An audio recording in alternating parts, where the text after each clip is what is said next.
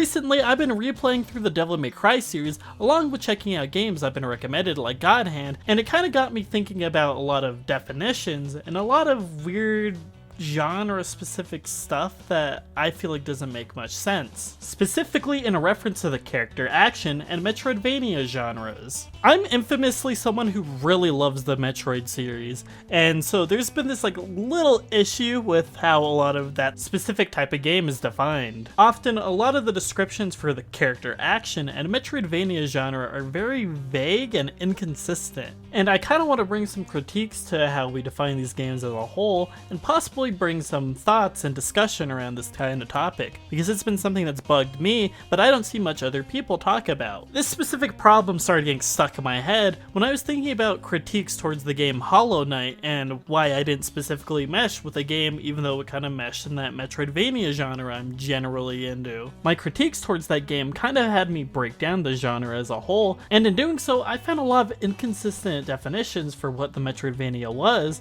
whether it be the progression, the exploration, the atmosphere. Like, a lot of this applied to very specific games, but didn't apply to everything in the genre. This bugged me a fair bit because when people try to recommend me Metroidvania games, a lot of it resulted in an inconsistent experience, thus making me feel like the genre was more illegitimate as a whole. I think this even seeps into the games that this entire genre is named after. A lot of this is an inconsistent experience that doesn't really feel like it should be meshed into one little subgenre. It's like oversimplifying an entire game as a whole, even though a lot of the experience has nothing to do with each other. In a way, I could see the Metroidvania genre just purely being made to dismiss certain games instead of giving specific critiques. I think a lot of these issues also applied to the subgenre of character action games. The character action genre is often described as a subgenre of action games focused on either stylish rankings or combat with deep mechanics that can change how a player plays depending on their own skill level. The problem with this definition of the subgenre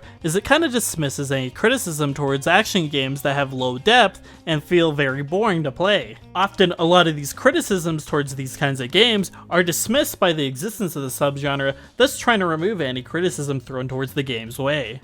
This makes critiquing these kinds of games really frustrating because a lot of these vague definitions often get in the way of criticism and throw off the discussion as a whole. Why can't I ask for more fair criticisms within the Metroidvania genre, and why can't I ask for better combat in the action genre as a whole just because of these vague boundaries we've created with these weird definitions for these subgenres? Why do we have to constantly compare games to these weird games that we've slumped into this specific group instead of delving into deeper thought or further discussion? Like, is it weird for me to say that games like Castlevania Aria of Sorrow don't have the same kind of appeal as a game like Metroid Prime? Because how a lot of game journalists and YouTubers have described it just seemed like the Metroidvania genre is just a type of way games play, but these games play completely differently. Their progression's completely different, and their art style's completely different. These games don't tell the same kinds of story either, and their music is very, very different from each other. Why are we comparing games like Bayonetta and Metal Gear Rising, even though they have very, very, very different ways of approaching their in-depth combat? Again, this just feels like excuses for people not to go in depth into their thoughts about a game, or describe the intricacies within the systems that make the game stand out, for better or for worse. I've also seen a lot of criticism thrown towards the Metroidvania genre as a whole for its name. And yes, I agree it's not a very specific definition for a genre, but I don't think names such as search action really help the genre either. Like, are we gonna start describing any open world action game that has you search for something at some point as like a Metroidvania? Are we gonna describe any game that has a little bit of an atmosphere and backtracking as a Metroidvania now too? Like,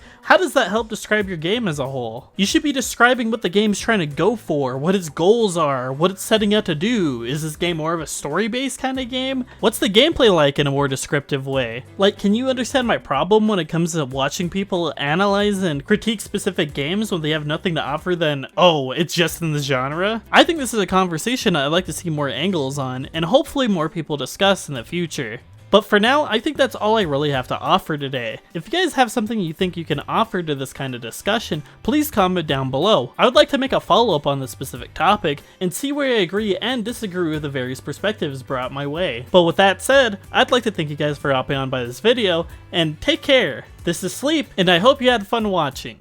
See ya!